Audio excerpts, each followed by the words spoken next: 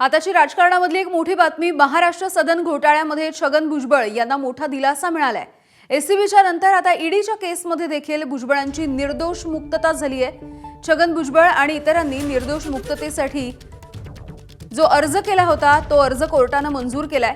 Predicate offence नसेल तर ईडीची केसही उभी राहू शकत नाही, या आधारावरती आता कोर्टाने निर्दोष मुक्तता केली आहे।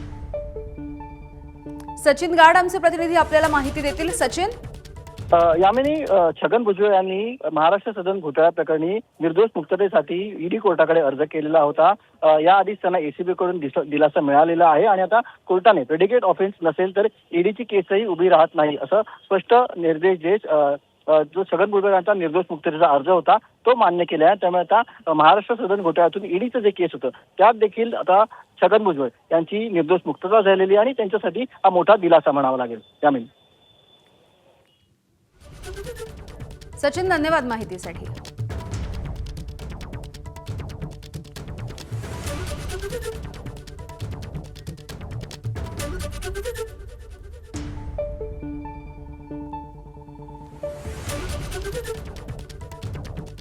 तर एक मोठी बातमी आपण बघतोय, एक मोठा दिलासा छगन भुजबळ यांना आपण पाहतो आहोत। एसीबीच्या नंतर आता ईडीच्या केसमध्ये देखील भुजबळांची निर्दोष अशी मुक्तता झालेली आहे आणि त्यांचा जो अर्ज होता तो देखील कोर्टाने मंजूर केलेला आहे। निर्दोष मुक्ततेसाठीचा खरं तर हा अर्ज होता।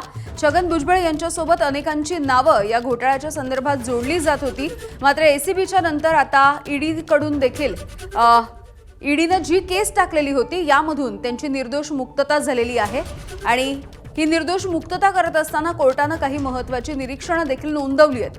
प्रेडिकेट ऑफेन्स नसेल तर ईडीची केस उभीच राहू शकत नाही आणि याच आधारावरती छगन भुजबळ यांची ही निर्दोष मुक्तता करण्यात आली। विशेष कोर्टाचे न्यायाधीश सत्यनारायण नवंदर यांच्या कोर्टाने छगन भुजबळ यांची निर्दोष मुक्तता केलेली आहे। छगन भुजबळ यांच्यावरती महाराष्ट्र सदन घोटाळ्यामधला एक मोठा आरोप करण्यात आलेला होता। खरं तर राजकीय अस्तित्वच त्या छगन भुजबळ यांचं या घोटाळ्याच्या आरोपांमुळे काहीसं पणाला लागलेलं आपण पाहिलेलं होतं आणि एसीबीच्या नंतर आता ईडीच्या या केसमध्ये छगन भुजबळ यांची ही निर्दोष मुक्तता, त्यामुळे त्यांच्यासाठी हा एक मोठा दिलासा। एबीपी माझा, उघडा डोळे बघा नीट।